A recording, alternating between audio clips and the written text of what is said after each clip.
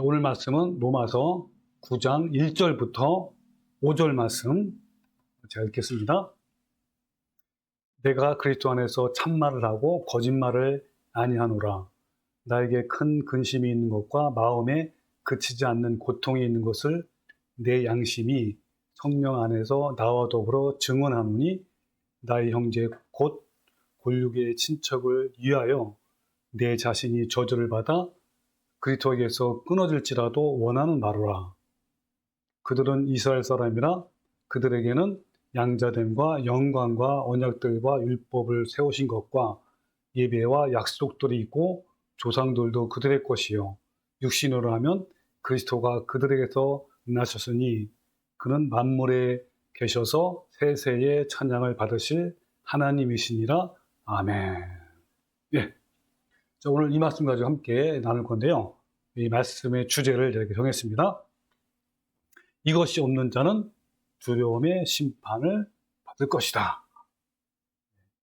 자, 이것이 무엇인지 오늘 분명히 알게 될 것이고, 여러분은 과연 이것이 있는지 없는지 체크해 주시고, 정말 심판을 받는 것이 아니라 주님의 영광을 받는 자가 되시기를 간절히 바라는 마음으로 시작하겠습니다. 네, 바울은요, 위대한 하나님의 구원에 대한 말씀을 로마서 1장부터 8장까지 모두 마쳤어요. 이 로마서에서의 복음은, 구원은 이런 겁니다. 구속을 시작해서 삶의 전 과정 속에서 자아의 죽음으로 완성돼요. 이것인데, 바울은 하나님의 위대한 드라마 같은 복음의 진리를 깨달았어요. 바울은 이 위대한 하나님의 구원에 대한 말씀을 로마서 1장부터 8장까지 모두 마치면서 이제 자신도 그 좁은 길을 가는 경주자로서 단호하게 이 길을 갈 것을 천명해요. 바로 그 내용이 지난 시간에 우리 알아보았던 사도 바울의 하나님에 대한 충성 서약이에요. 자, 같이 함께 화면을 보면서 봅시다. 자, 먼저 바울이 깨달은 복음이요, 로마서 1장부터 9장까지 어떤 거냐면 이런 겁니다. 첫 번째는 나 자신은 아무것도 한 것이 없는데 오직 하나님의 은혜와 공로를 통하여 믿음으로 구속, 속량, 죄사함을 받는 것이 첫 번째예요. 그죠? 이것은 뭐냐면 예수님을 구주로 믿고 고백할 때 과거에 지은 모든 죄를 다 용서받는 거예요. 일생에 한 번이고 순간적이고, 이게 바로 믿음의 시작이고 구원의 시작이고 칭의의 시작이에요. 그 다음에 두 번째는 뭡니까? 구속, 죄사함을 받은 이후에 믿음으로 나의 구원을 이루어서 예수님의 성품, 성화, 거룩함, 이거를 이뤄가는 것이 두 번째 과정이에요. 이것은요, 믿음으로 죄와 싸워서 이기는 삶을 사는 거예요. 평생 동안 지속적으로. 이것은 성령님의 도우심으로 치열한 구원의 과정을 말하는 거예요. 1번과 2번을 합쳐서 믿음으로 구원을 받는다, 즉 믿음으로 의롭다함을 얻는다, 영생 받는다, 같은 말이에요. 이신칭의. 그래서 1번은 값없는 구속, 구원의 시작이고, 바로 두 번째 과정이 치열한 구원입니다. 구원의 과정이에요. 자, 이거 깨달은 바울이 이제 마지막 로마서 8장 35절에 어떻게 천명하냐면 이렇게 합니다. 누가 우리를 그리스도의 사랑에서 끊으리요 하면서 8가지 극한 상황을 얘기해요. 그 중간에 또 뭐냐면, 그러나 이 모든 일에 우리를 사랑하신 이로 말미암아 우리가 넉넉히 이긴다 그랬고요. 또 10가지 극한 상황을 또 얘기한 다음에, 그런 상황일지라도 우리를 우리 주 그리스도와 예수 안에 있는 하나님의 사랑에서 끊을 수 없으리라 했단 말이에요. 자, 이걸 간단히 요약하면 이런 거예요. 바울은 감당하기 힘든 18가지 상황을 만나도 결단코 하나님을 향한 저희 사랑을 끊지 않을 것을 충성 서약합니다. 이런 거예요. 자, 이 부분에 자세히 지난 시간에 알아봤는데, 이로써 바울은요, 이 위대한 하나님의 구원에 대한 말씀을 모두 마쳤어요. 이어서 바울은 9장부터 11장까지 하나님의 구원의 역사에 대한 위대한 계획을 또 밝혀요. 그러니까 8장까지의 그 모든 과정에서 새로운 주제로 넘어간단 말이에요. 하나님은 모든 사람을 구원하실 계획을 가지고 계셔요. 그래서 디모데전서 2장 4절에 하나님은 모든 사람이 구원을 받으며 진리를 아는 데 이르기를 원하시느니라 했단 말이에요. 전 인류를 구원하시기 위해서 이게 바로 하나님의 구원의 계획인데 어떻게 하냐면 먼저 이걸 하기 위해서 이스라엘 선택을 해가지고 그 이스라엘 통해서 전 세계의 복음화를 전하는 거였단 말이에요. 그 계획을 실행함에 있어서 그 전도의 매체로 사용하기 위해 먼저 이스라엘을 부르신 거예요. 콜링했어요. 그때부터 하나님은 이스라엘에게 심려를 쏟아부으셨어요. 이스라엘이라는 하나의 민족을 하나님의 전도자의 집단으로 만들기 위해서 말씀도 주셨고 율법도 주시고 그들에게 제사제도 주시고 선지자를 통해서 무수히 말씀하셨어요. 그러나 이스라엘은 그 부르심에 실패하고 말았어요. 그래서 이제 하나님은요, 어느 한 민족의 집단을 전도자로 세우시지 않고 이방인이든 유대인이든 개인을 부르셔서 하나의 공동체, 교회를 세웠단 말이에요. 그 교회를 통해서 전 세계 복음화를 이루는 것이 하나님의 구원의 원대한 계획이에요. 이제 하나님의 구원의 계획은 교회를 부르셨고 그 교회를 통해 이스라엘에 실패했던 전 세계 복음화를 하게 하셨단 말이에요. 자, 이처럼 하나님의 구원에 대한 위대한 계획을 깨달은 바울은요, 로마서 11장 끝부분에 다음과 같이 하나님께 감격하고 찬양하고 영광을 돌려요. 자, 그 내용이 33절. 깊도다 하나님의 지혜와 지식의 풍성하며 그의 판단은 헤아르지 못할 것이며 그의 길은 찾지 못할 것이로다. 이는 만물이 주에게서 나오고 주로 말미암고 주께로 돌아갑니다. 그에게 영광이 세세에 있을지어다. 아멘. 이렇게 한단 말이에요. 그리고 11장이 끝나요.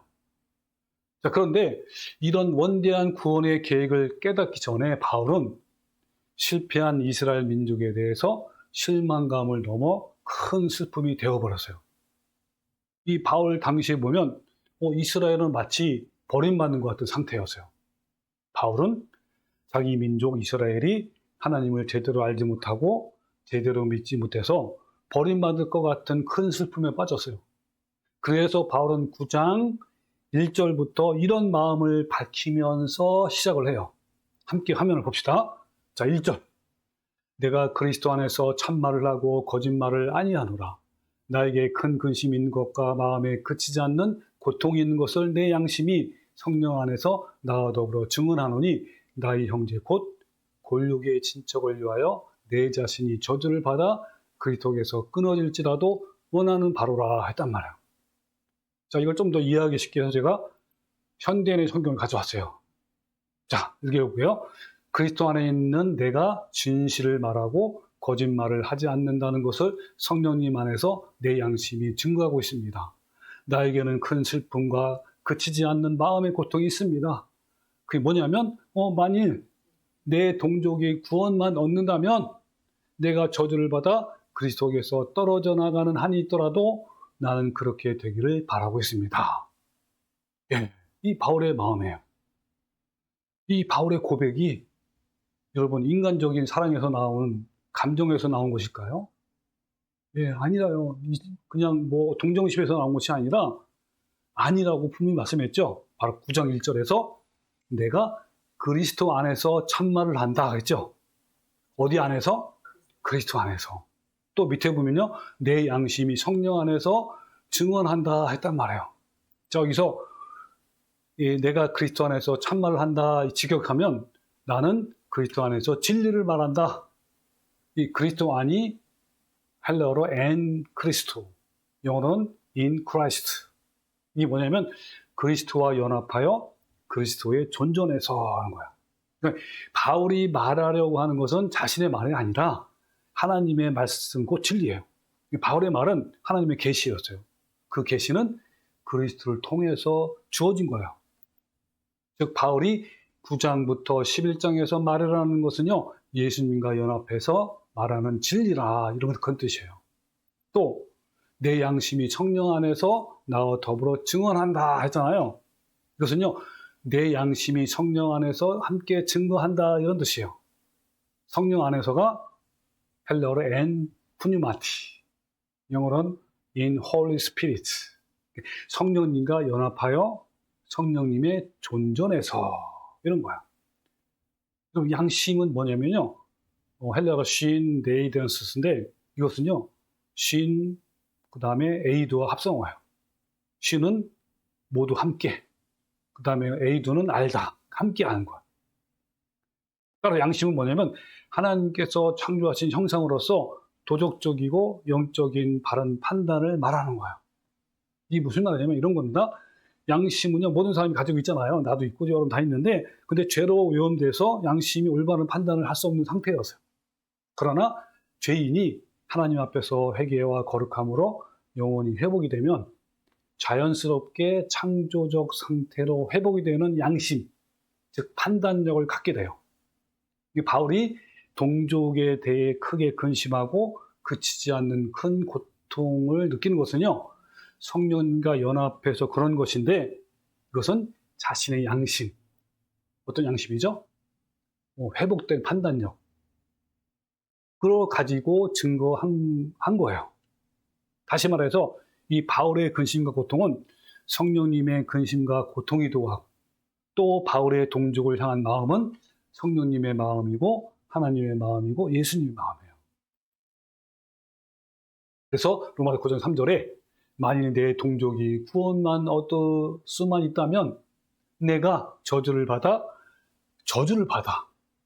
이 저주를 받아가 뭐냐면, 이 저주는요, 그리스도에게서 분리되는 걸 말하는 거예요. 우리가 그리스도와 분리된다는 것은 곧 사망이며 저주예요.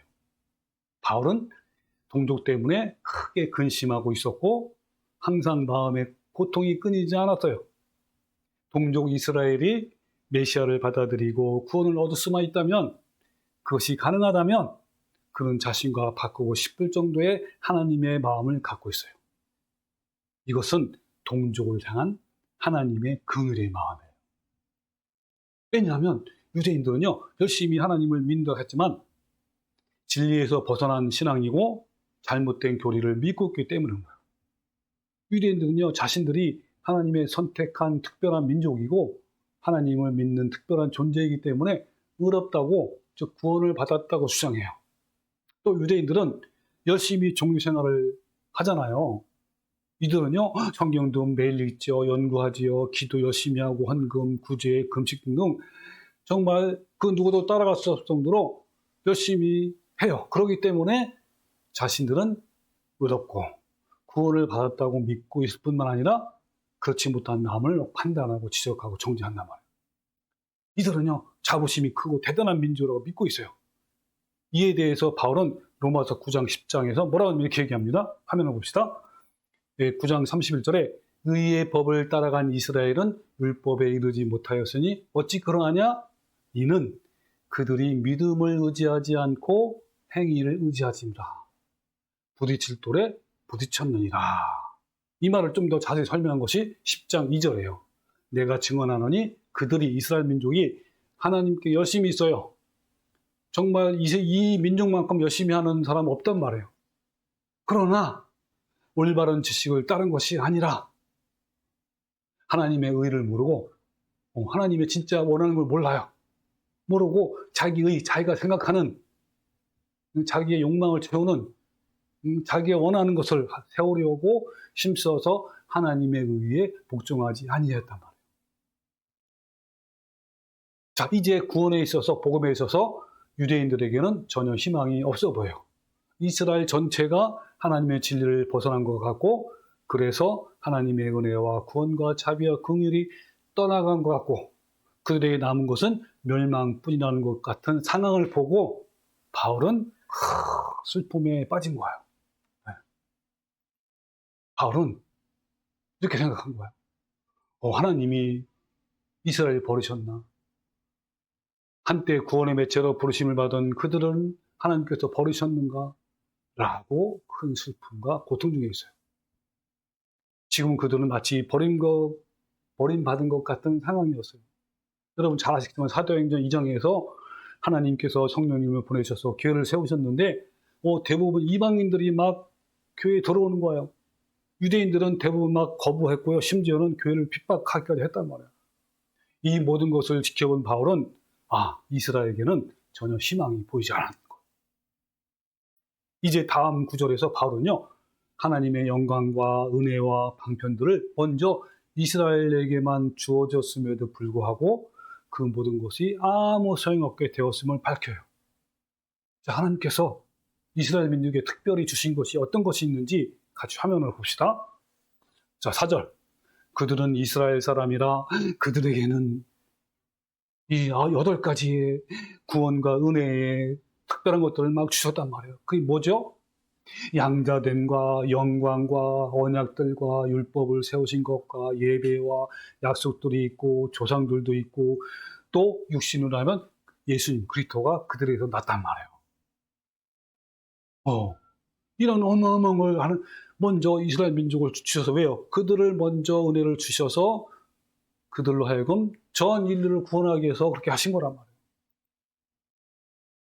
하나님은요, 이스라엘 복음을 위해서 그렇게 이제 주셨단 말이에요. 그 이스라엘은 한때 하나님께서 지극히 사랑하신 백성이었어요. 그들에게 먼저 복음화를 이루기 위해서 많은 은혜를 베푸셨단 말이에요. 많은 선지자들을 보내셔서 수많은 은혜와 사랑을 쏟아 부음에도 이스라엘은 세계 선교에 대해서 실패했단 말이에요. 그 바울은 하나님께서 그들을 버리셨는가? 라는 의문과 슬픔과 고통을 가지고 있었단 말이에요. 하나하나 짧게 봅시다. 첫 번째는 유대인들에게는요, 양자됨이 있었어요. 이 양자됨이라는 것이 뭐냐면 입양하여 하나님의 아들이 되도록 부르심을 받았다는 거예요. 로마서에서는 어때요? 우리가 그 하나님의 양자가 어떻게 되는지에 대해서 자세히 알아봤잖아요. 하나님은 먼저 이스라엘에게 은혜를 베푸셔서 그들을 양자, 즉 하나님의 아들로 부르셨단 말이에요. 이것은요, 매우 큰 영광이에요. 이스라엘에게 먼저 양자되는 길을 보여주시고 그 길을 선택하며 갈 수 있도록 하신 은혜는 매우 영광스러운 것이었다.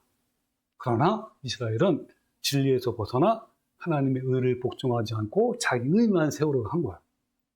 그 두 번째로는요, 유대인들에게는 하나님의 영광이 있었어요. 이 영광은 하나님께서 인간에게 나타났을 때 드러내는 것을 말해요. 하나님께서 이스라엘에게 자신을 나타내실 때 구름 속에서 나타났어요. 즉 이스라엘은 하나님의 영광, 하나님의 임재를 수없이 경험했어요. 이것은 이스라엘에게 베푸신 큰 은혜이며 영광인 거예요.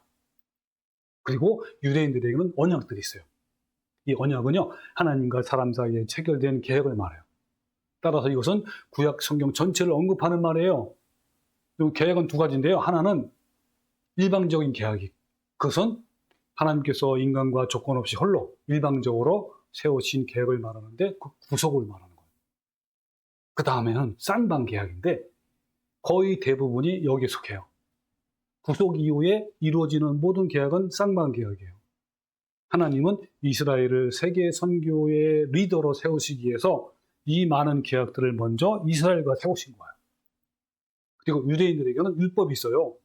여러분, 율법에 대해서 우리는요, 이미 로마서에서 자세히 배웠단 말이에요. 율법은 폐기된 것이 아니라 사망 고질서 역할을 하면서 그리스도께로 인도하는 귀한 역할을 하여 율법은 지금도 폐기된 것이 아닌 거예요. 아직도 율법은 여전히 그 효력을 지니고 있어요. 바로 그 율법을 받은 민족이 누구예요? 이스라엘인 거예요. 또 유대인에게는요, 먼저 예배가 있어요. 구약 시대에 하나님께 예배, 제사를 드릴 수 있는 민족은 유일하게 이스라엘밖에 없었어요. 그들에게만 주어진 특권이었단 말이에요. 또 유대인들에게는 약속들이 있어요. 이 약속은 아까 말한 쌍방 계약이에요. 그것은 조건을 걸고 그 조건에 부합되면 베풀겠다는 계약이에요. 구원은요, 언약과 약속으로 이루어졌어요. 언약으로 시작된 구원은 쌍방 계약으로 인해 진행돼요. 조건을 걸고 내적 자아의 죽음을 이뤄가면 하나님께서 구원하시겠다는 쌍방 약속이에요. 이 모든 약속을 먼저 이스라엘에게 주신 거예요. 하나님은 이런 위대한 복음의 방편들에게 이스라엘에게 주셨는데 마지막으로 더 큰 걸 주셨어요. 바로 뭐죠?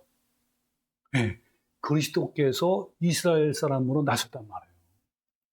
그래서 5절에 보면 육신으로 하면 그리스도가 그들에게서 났으니 그랬단 말이에요.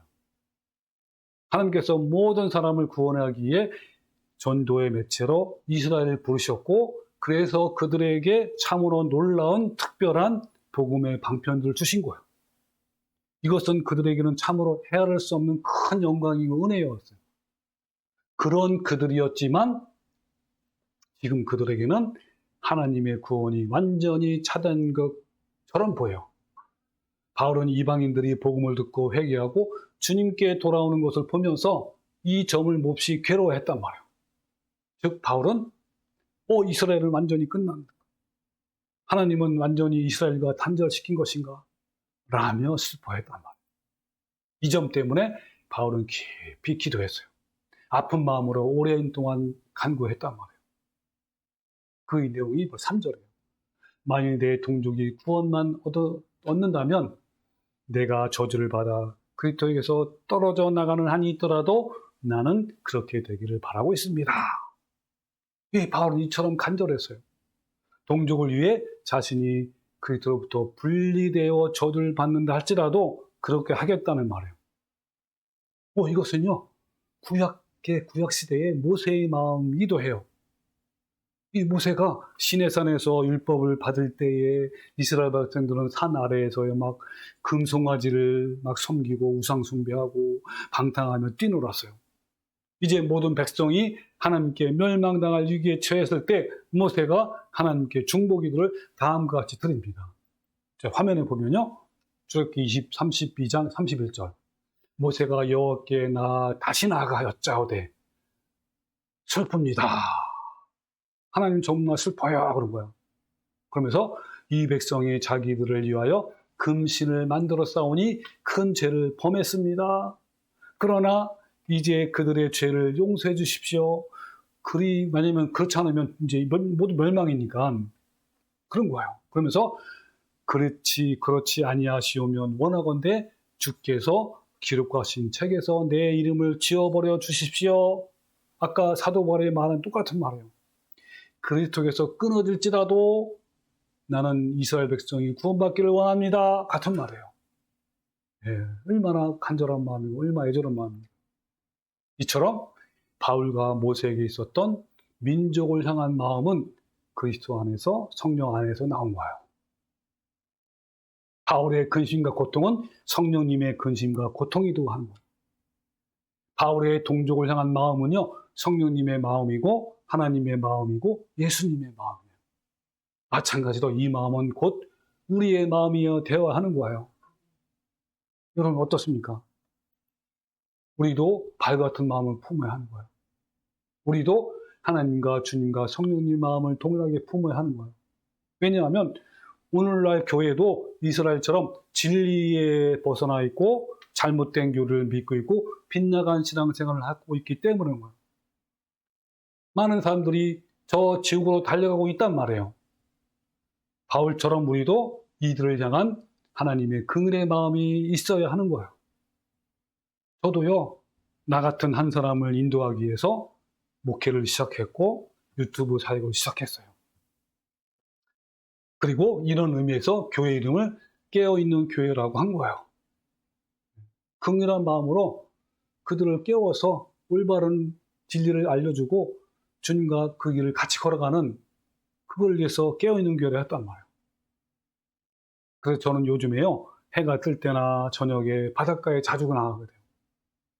거기 바닷가에서 해 뜨는 장면을 보면서, 그리고 저녁 노을 때 그때마다 주님께 기도해야 합니다. 그 기도 제목 중에 하나가 진리를 잃어버린 교인들을 향한 긍휼의 마음, 아버지의 마음, 바울과 같은 마음을 달라는 그런 기도였어요. 저도 주님과 같이, 그리고 또 아버지 마음같이, 그 바울과 같이 정말 나라를 품는, 민족을 품는, 전 세계를 품는, 지구로 달려가는 불쌍한 영혼들을 품는 그런 마음을 주십시오라는 기도를 했단 말이에요. 그렇다면 인류를 향한 아버지의 마음은 어떨까요? 여러분, 이 인류를 향한 아버지의 마음은요, 탕자의 비유에 잘 나타나 있어요. 이 아버지는 망나니 같은 탕자에게 저주를 내려줄 것이 아니라 모든 것을 다 용서하시고 빨리 돌아오기만을 기다리신 거예요. 당시의 유대 사회에서 탕자에게 재산을 나누어 주신 것은 자신의 생명을 내어주신 것과 다름없어요. 이 탕자의 비유는요, 부패한 죄성을 가진 모든 사람들, 그리고 지옥으로 달려가는 사람들을 향한 아버지의 긍휼의 마음을 이야기한 거예요. 즉 하나님을 떠나서 비참함과 죄의 고통 가운데 있는 인간을 바라보는 하나님의 마음을, 그 가슴 아픈 심정을 표현하신 것이 탕자의 비유예요. 이것을 한 단어로 표현하면 바로 긍휼함, 자비심, 이런 걸 말하는 거예요. 하나님을 떠난 죄인들을 구원하기 위해서 독생자이신 예수님을 기꺼이 십자가의 죽음에 내어주신 아버지의 긍휼을 한번 생각해 보십시오. 이 긍휼은요, 같이 마음을 아파하는 거예요. 같은 마음으로. 이 긍휼은 히브리어로 두 가지의 의미가 있어요. 하나는요, 헤세드.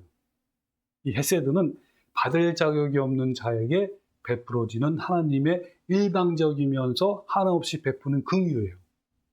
그 다음에 라함. 이 두 가지로 비유하는데, 하나는요, 여성의 자궁을 의미하는, 자궁과 같은 그런 사랑을 긍휼이라고 말하는 거야. 생명이 탄생되면 산모는요, 본능적으로 자궁이 그 생명체를 보호해요. 모든 필요한 것도 다 공급해줘요. 엄마의 체온과 영양과 사랑까지도 공급해요. 그렇게 공급해 주어서 그 생명이 존재하고 태어나는 거예요. 아기의 생명은요, 그 사랑 속에서 나온단 말이에요. 이런 사랑이 바로 긍휼이에요. 두 번째는요, 창자, 심장 등 내장을 피해요. 그러니까 창자가 뒤틀리는 듯한, 또 심장이 터질 듯한 아픈 마음, 불쌍히 여기는 마음을 말하는 거야. 이 두 가지는 우리를 향한 하나님의 긍휼과 사랑이에요. 하나님의 긍휼은요, 영원히 멸망받을 수밖에 없는 사람들을 향한 영적인 긍휼이에요. 그래서 호세아서 6장 6절에 나는 인애를 원하고 제사를 원하지 아니하며 번제보다 하나님 하는 것을 원하노라. 인애가 바로 사랑 긍휼이에요. 하나님은요, 예배하고 봉사하고 사역하는 것도 원하시지만 하나님의 긍휼의 마음을 더 갖기를 더 원하시는 거예요. 아버지이신 하나님은요, 죄인인 우리의 구원을 위해서 사랑하시는 독자 예수 그리스도를 찢어지는 마음으로, 긍휼의 마음으로 십자가에 내어놓으신 거예요. 또 예수님은 십자가 위에서 자기를 못 박고 침뱉고 조롱하는 로마 군병들에게, 이스라엘 백성들에게 마찬가지로 벌레만도 못한 나에게 아버지여 저희들을 불쌍히 여겨주시, 자기들이 하는 것을 알지 못합니다 라고 하시면서 우리에 대해서 긍휼을 베푸신 거예요. 우리는 긍휼을 받을 가치가 하나도 없는데 하나님은 우리에게 풍성하고 크신 긍휼을 부어주셨어요. 그리고 너희도 이와 같이 내 이웃을, 그리고 내 원수를 사랑하고 긍휼히 여기라고 말씀하신 거예요. 여러분, 그 아들이신 예수 그리스도는요, 죽어가는 백성들에게 생명을 주시기 위해서 마침내 십자가에서 몸을 찢으시고 피를 흘리셨어요. 그것은 예수님의 인간을 향한 끝없는 사랑이고 긍휼의 마음이에요. 우리에게도 이 마음을 가지라고 빌립보서 2장에서는 말씀하고 있어요. 자, 함께 볼까요? 2장 5절, 너희 안에 이 마음을 품어라, 곧 그리스도 예수의 마음이니 하면서 예수님께서 어떻게 나를 위해서, 우리 인간을 위해서, 멸망으로 지구로 달려가는 우리 인간을 위해서 어떻게 낮아지시고, 어떻게 종의 형체를 가지셨고, 사람의 모양으로 나타나시고, 자기를 낮추시고 십자가에 죽기까지 하셨는지, 그 내용이란 말이에요. 그런 긍휼의 마음을 너희도 이 마음을 품으라 라고 말씀하신 거예요. 현대 성경에서 여러분은 그리스도 예수님과 같은 마음을 가지십시오. 그리고 NIV 영어 성경에는 여러분의 마음가짐은 그리스도 예수의 마음과 같아야 합니다. 그러니까 이 마음을 바울이 품었고요, 모세가 품었는데, 우리도 예수님의 긍휼의 마음을 품어야 한다라는 거예요. 하나님의 마음은요, 범죄로 영원한 멸망으로 달려가는 인간들을 향해서 애가 타고 불쌍히 여기는 마음이에요. 하나님은 왜 독생자이신 예수님을 죽는 데까지 내어놓으셨죠? 또 왜 예수님은 기꺼이 십자가에 죽는 데까지 자신을 내어주신 것일까요? 그리고 성령님이 우리를 고아가신 내버려두지 아니하시고 매일 탄식하며 우리를 위해 간구하시는 이유는 무엇일까요? 예, 그것은 바로 모두 멸망하지 않고 구원하고자 하는 긍휼의 마음이에요. 하나님은 인간의 범죄로 깨어지고 파괴되었던 하나님의 거룩한 형상, 예수님의 성품을 회복시켜서 영원히 함께 살기를 원하시는 거예요. 아버지신 하나님은 인간의 영혼을 구원을 위해서 사랑하는 독자를 찢어지는 마음으로 십자가에 내어놓으신 거예요. 결국 하나님은 모든 인간이 구원받기를 정말 간절히 원하셨어요. 그 예수님은 이 땅에 오셔서 행하신 모든 생각과 행동 하나하나는요, 오로지 인간의 영혼 구원을 위해서 하신 거예요. 여러분, 사복음서에서 예수님의 행적과 마음을 하나씩 살펴보십시오. 그러면 우리는 분명히 모든 초점이 인간의 영혼의 구원이라는 것을 우리는 알 수가 있어요. 네, 여러분, 하나님은요, 영원한 멸망으로 달려가는 인간의 영혼을 보시고 긍휼의 마음을 가신 것처럼 우리도 모든 사람을 향하여 이런 마음을 가져야 하는 거예요. 여러분, 다시 한번 바울의 마음을 보십시오. 다시 화면을 봅시다. 1절부터 3절 말씀. 내가 그리스도 안에서 참말을 하고 거짓말을 하지 않으노라 하면서 나에게 큰 근심이 있는 것과 마음에 그치지 않는 고통이 있는 것을 내 양심이 성령 안에서 나와 더불어 증언한다. 그게 뭐냐면 나의 형제 곧 골로기의 친척을 위하여 내 자신이 저주를 받아 그들에게서 끊을지라도 원하는 바다 하였단 말. 이것이 자기 민족 이스라엘에 대한 바울의 긍휼히 여기는 마음이에요.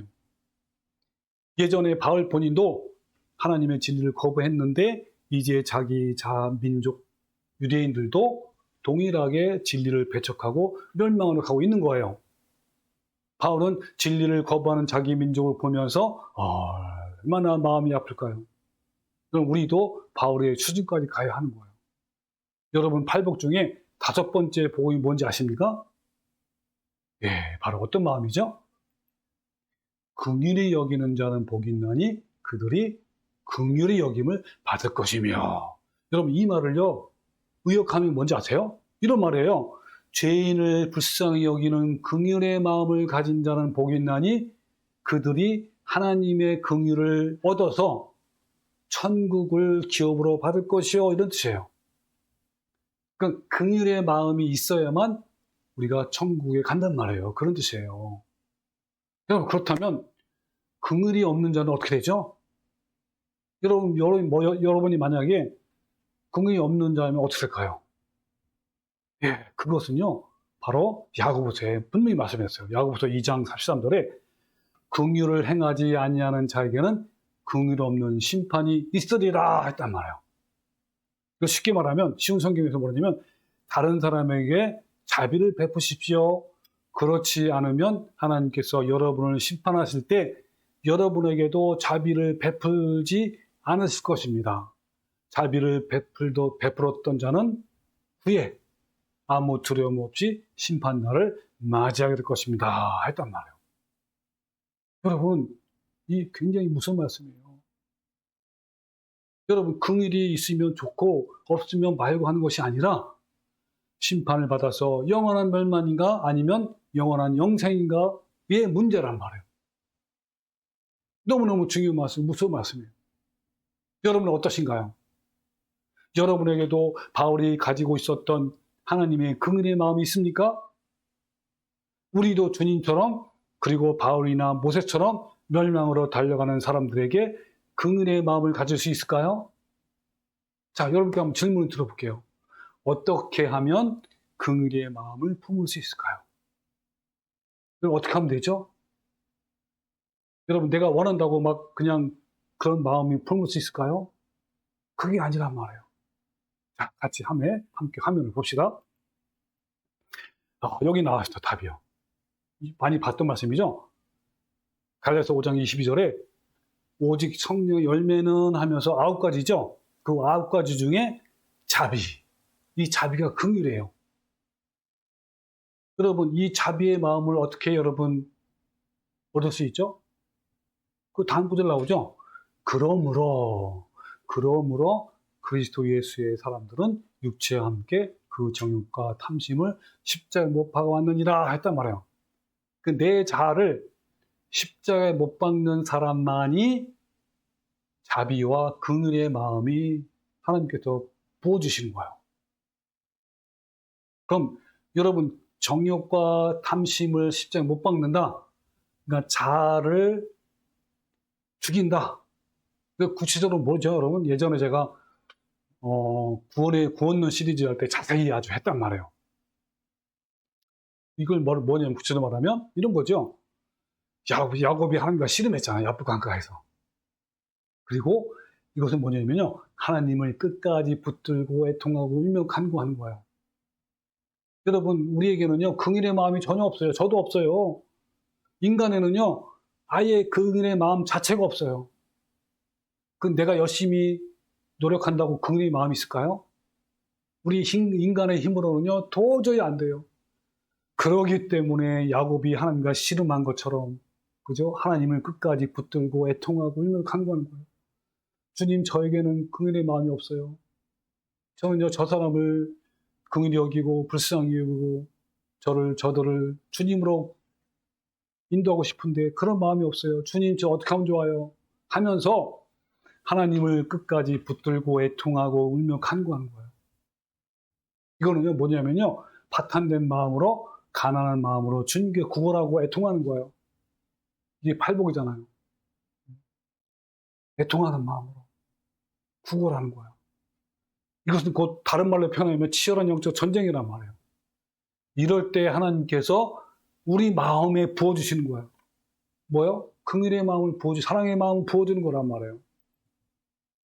그러니까 날마다 육신의 정욕과 탐심을 십자가에 못 박을 때 하나님께서 신비하고 놀라운 하나님의 긍휼을 우리 마음에 부어주시죠. 이때 우리는요 타인을 향한 긍휼의 마음을 가질 수 있는 거예요. 이것은 정말 기적 중에 기적이고 축복 중에 축복이에요. 그러니까 내 자아가 부서지고 깨어지고 죽을 때 부어주시는 그 긍휼의 마음으로 타인에게도, 원수에게도 긍휼을 베풀 수 있는 거란 말이에요. 여러분, 나 같은 죄인이 예수님과 같은 긍휼의 마음을 품을 수 있다니, 이보다 더한 기적이 어디 있을까요? 이보다 더 귀한 축복이 어디 있을까요? 긍휼의 마음을 가지려면요, 먼저 내 자신이 부패한 죄성이 있음을 깨닫고, 나는 긍휼의 마음이 없습니다. 나에게는 하나도 선한 것이 없습니다. 이거 깨닫는 거야. 그리고요, 날마다 자아를 십자가에 못 박아 죽여야 하는 거야. 자아를 십자가에 못 박아서 예수님의 성품을 닮아가지 않는 사람이 어떻게 다른 사람을 향하여 긍휼의 마음이 있겠습니까? 그런데요, 오늘날 많은 사역자들과 교인들은 사람의 영혼을 불쌍히 여기지 않고 아끼지도 않아요. 인간의 영혼에 대한 하나님의 긍휼의 마음이 없는 거예요. 지금도 수많은 사람이 지옥에 가고 있단 말이에요. 바로 그들을 살려야 하는데 우리에게 하나님 마음이 없어요. 이제부터 하나님 마음으로 주위에 있는 사람들을 여러분 보십시오. 하나님은 75억 명을 향한 긍휼이 있어요. 하나님은 긍휼한 마음으로 인간을 향하신다. 우리도 그 마음을 갖고 사람을 보호해야 하는 거예요. 나를 공격하고 무시하고 비난하고 조롱하는 사람에게 대해서도 하나님의 긍휼의 마음으로 봅시다. 그러면 용서 못할 사람이 아무도 없어요. 하나님이 나를 구원하시기에 위해서 사랑하는 독자를 이 땅에 보내셔서 십자가에 못 박는 그 긍휼과 사랑을 묵상하십시오. 우리는 사랑받을 가치가 하나도 없는데 하나님은 우리에게 그 거신 사랑을 부어주셨어요. 우리는 하나님과 예수님과 그리고 성령님이 품고 있는 긍휼의 마음을 품어야 하고, 또 모세와 바울에게 있었던 긍휼한 마음이 가지고 있어야 합니다. 여러분, 그 긍휼한 마음을 달라고 기도하십시오. 자아를 십자가에 못 박아 죽으십시오. 주님께서는 이렇게 얘기했습니다. 긍휼히 여기는 자는 복이 있나니 그들이 긍휼히 여김을 받을 것이요 했다. 세상 사람을 보면서 하나님의 긍휼의 마음을 가지고 있다면 정말 복이 넘치는 자예요. 이 땅에서도 내세에서도 천국을 누리게 될 거예요. 여러분, 우리 모두 바울처럼 멸망으로 달려가는 영혼들의 구원을 위해서 하나님의 긍휼의 마음을 품고 있는 성도가 되시기를 주님의 이름으로 축원합니다. 아멘.